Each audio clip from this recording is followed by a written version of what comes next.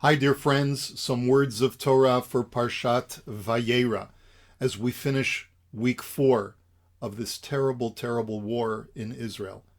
One of the characters that appears in our Torah reading is easy to overlook. In fact, it's a prominent character in all our lives, but we tend to overlook this character every day. I'm referring to the door of our homes, which seems to play a large role in two of the stories of our Parsha. In the first story, we read about Avraham sitting at the entrance of his tent. Now, tents don't have doors per se, but the Torah accentuates that Avraham was sitting in the heat of noonday sun where the door would normally be if it had a door frame. When he saw three men approaching, the Torah makes a point of saying, Vayorotz likratam mi petach ha'ohel. He ran to greet them from the entrance of the tent, a phrase which seems unnecessary. Finally, when one of the guests tells Avraham that he and Sarah will have a child, the Torah makes a point of saying, V'sara shoma'at petach ha'ohel. Sarah was listening at the entrance of the tent. Let's fast forward to the next story. Lot is living in Sodom, but the narrative begins with Lot, Yoshev b'sha'ar Sodom. He's sitting at the gate of Sodom. Now, why is that relevant to our story? Lot then sees two men approaching. He pressured them to be his guests and brought them into his home. That night, just before the guests retired for the evening, an angry mob gathered around Lot's house.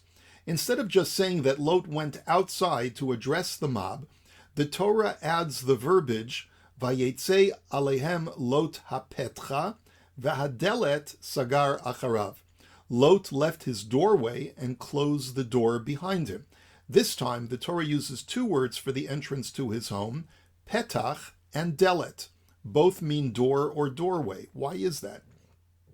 After Lot offered the mob to take his daughters instead of the guests, a shockingly warped demonstration of chesed and sacrifice, the mob refused his offer, and once again, the door is part of the narrative. Vayigishu lishbor hadalet, that the people approached to break the door. The guests who were standing behind Lot saw what was happening, and so they grabbed Lot, pulled him in, ve'et hadelet sagaru. They closed the door. Finally, the guests, who were really angels, miraculously afflicted all the people who were near the doorway with blindness. But in this verse, the name for the door changes to petach instead of the previous delet. Vayil'u limtso hapatach. Because of their blindness, they failed to find the door. So what are we to make of all these references to doors and doorways, and why the different Hebrew words for the same door? I believe the Torah is contrasting the story of Avraham and his effort at outreach versus the story of Lot and his effort at outreach. The difference between Avraham and Lot is that Avraham had pitched his tent outside of society's influence. Our sages teach that the four sides of his tent were always open to people. The word petach means opening and describes a passageway that invites people from the outside to transition from one place to another. Those on a journey are searching and curious, receptive to entering new portals of ideas and beliefs, and can more easily undergo an ideological transformation. These desert travelers did not impose their own societal attitudes on Avraham, but were rather receptive to the beliefs of their fellow journeymen. Avraham was thus successful in bringing these people closer to ethical monotheism. By contrast, Lot positioned himself within a large city which already had its own credos and codes of conduct. As a newcomer, his ability to influence the people in his city was very limited, since they were already set in their ways. That's why he positioned himself at the gate of Sodom. The inhabitants of the city were not his target, but perhaps he might influence the people who were just outside the city. At the entrance of his home, he had a door, a delet, not just a petach, an opening. The purpose of a delet is to occasionally open the door, allowing easy transfer from inside out and outside in, but also to lock out all the negative influences just lurking on the outside. Knowing that he needed to protect himself from the harmful attitudes of Sodom, Lot could not just have an unprotected opening, a petach like Avraham, but instead needed a door with a lock. The people of Sodom demonstrated their refusal to be influenced by Lot. In fact, they were incensed by his suggestion that an outsider should dare to moralize to them and offer them a holier and more altruistic way of life. They yelled at him, "How dare you? Ha'echad balagur va'ishpot shavot? One newcomer dares to live here and judge us?" No matter how moral Lot's position was, the people of Sodom were truly blind and couldn't find his petach, his open invitation to a more moral and human way of life. History is filled with people who are persecuted and chased out because they wish to live either a more religious way of life or a more tolerant way of life. Whether it was the Puritans or later on the founding fathers of the United States, people fled England because they knew that their vision for a better society would not be tolerated by the reigning monarchy. This is the history of the Jewish people. The world is repulsed by our higher moral ground. Today, that revulsion manifests itself in this new colonialist ideology, where anyone who is labeled a colonizer is immediately evil, and anyone who is colonized is the victim, and therefore automatically the tzaddik, no matter how horrifically evil they behave. Every action is justified when you're the victim of colonization, according to this warped sodomite ideology.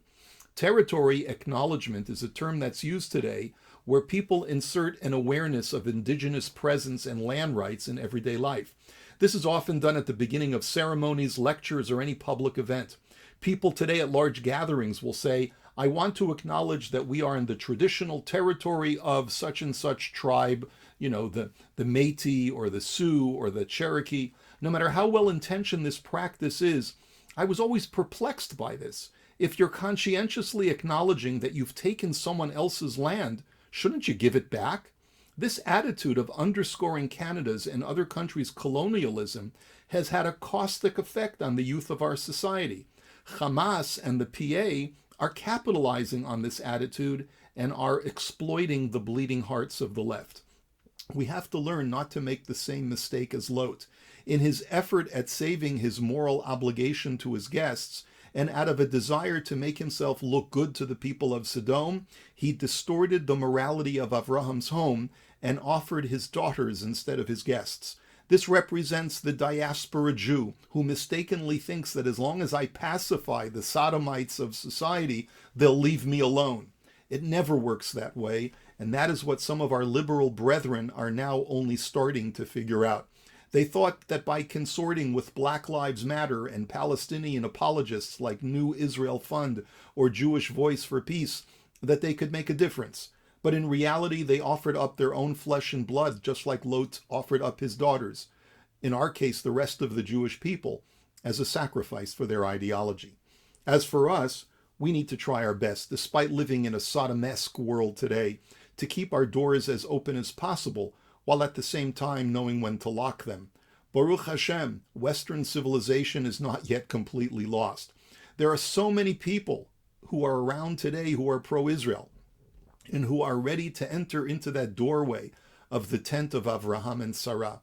This past Sunday, I joined a prayer service of a large Christian community college for a night of prayer in support of Israel. This past Wednesday night, there was a vigil of thousands for Israel, attended by many politicians, where the banner call was, "Bring them home now." We should not be like Lot, sitting outside at the gate of Sodom, but should be proudly displaying who we are and what we stand for. Let's continue to hold our heads high, with the hope that sanity and morality will be restored to most of our society. For the sodomites out there, it's a lost cause. But let's embrace the good Canadians, Americans, and citizens of the world who are receptive to our message. We will prevail, and we will succeed in having the Sodom within us and around us completely destroyed. May we see it, dear friends. Bimhei Rabbi, Amenu, Amen. Here's wishing you a beautiful Shabbos. Shabbat Shalom.